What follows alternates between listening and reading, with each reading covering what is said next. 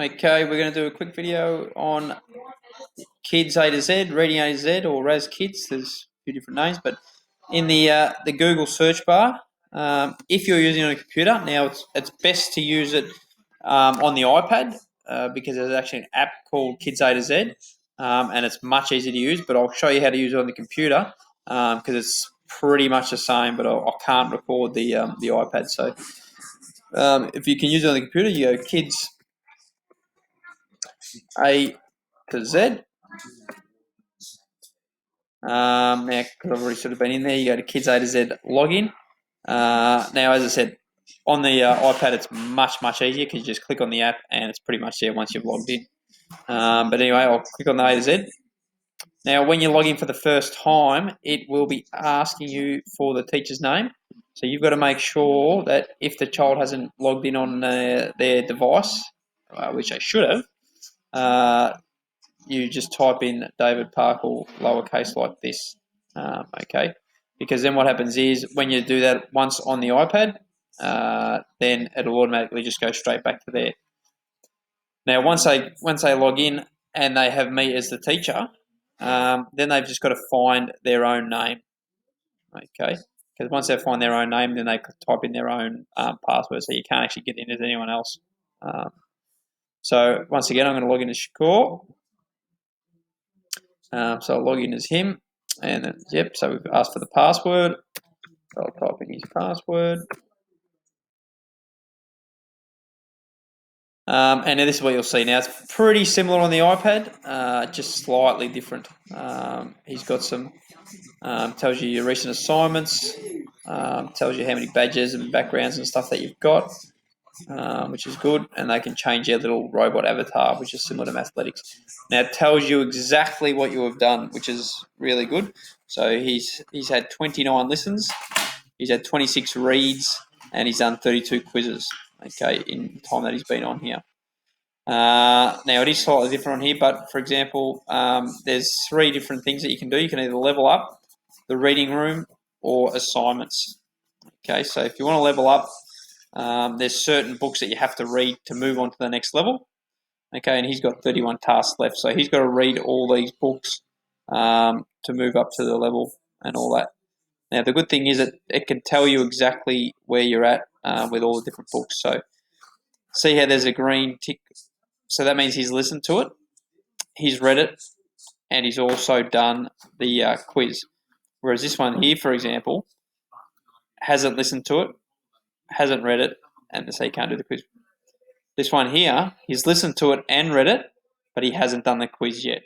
So they're really good in showing you exactly where you're at with all of them, and all that. So once again, he's done all these ones and that. So you can level up, or if you go back to reading, you can go to reading room.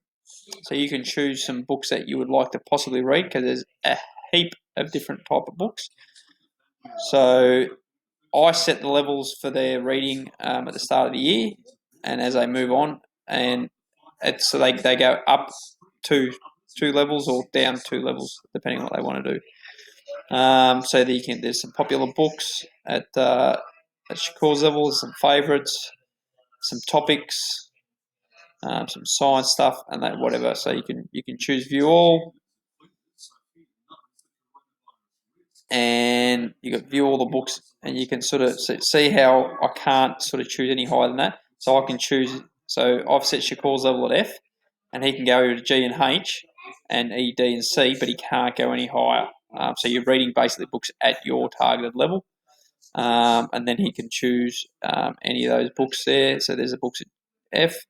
So if he clicks on G, the books change, and he can do some other ones there. So that's what the reading room is. And if he wants to just be nice and easy, goes back to level D. Once again, the books have all changed, and you can see exactly what stage he's at with all the books. Now, the other thing that I will use it for is assignments. Now, if I do have an assignment for them, I'll click on assignment, and it'll show what I want them to do. So this will be mainly used for when we're doing maybe some literature circles and I want some discussion. I'll get a few kids to read the same book, And in single assignments, it will show you the book that I want them to read. So they've got to read it, do it, and then do the comprehension on it. And then I may ask them to, in class or on DB in the forum, I might ask them to put their thoughts on something about character or the summary or what they thought about something. So that's what I will use the assignments for. But the main thing they'll show you is how it actually sort of works. So, for example, if we go to reading room again, and we'll just click on any book. So we'll click on one that he hasn't listened to yet. So the good thing is kids can listen to it first and they'll know all the words and then they sort of read it. Now, when I click on listen, the book comes up and then I'll click play and the actual book will read it for me. Now, the good thing is, as they read the words, they get highlighted. So you can see here that as they're reading it, they're highlighting the actual words, which is absolutely fantastic because that way the kids can actually see what the words are. So that's how that works. We're going to quickly go through that because that way there I can show you. So basically they'll go through all that, they'll listen to it, and then it'll be sort of done. Then what they do is they read it themselves. Now there are times there where I will ask them to actually read it to me, so I can actually listen to them reading it. So for example, if they go to read it themselves, there's a little button up here that's the recorder, and when they hit that, I can hear the way that they read. So I can actually see how they're decoding. I can see whether they're fluent, and I can see sort of some of their reading capabilities that they do have. So every now and then I will ask them to read it to me. So then they need to click on recorder, and then as they're reading it, it gets sent to me, and I can hear exactly how they've read it. And some of the issues that they did have with the book possibly, so there might have been a couple of words that they had a bit harder, then I might be able to discuss that with them. So this is a really good tool for me to listen and read without actually having to be near them. So that's the other way to do it. Now obviously once they read it, then they will have finished their listening, then they've finished their reading, and then they need to do their question as well. So that is what Kids A to Z, which is really good because you can listen, you can read, and then as they read, I can actually listen to them read, and then they do comprehension questions. And this good thing is this is all very well closely aligned to the F&P program that we use. And I can see exactly what all the where the errors that they're having, and I can identify what they need to sort of work on, which is really, really good, because I can see if they've got an issue with character development or summarising or any type of areas that they may need help with. So that's what Reading A to Z is. As I said, it's very similar on the app.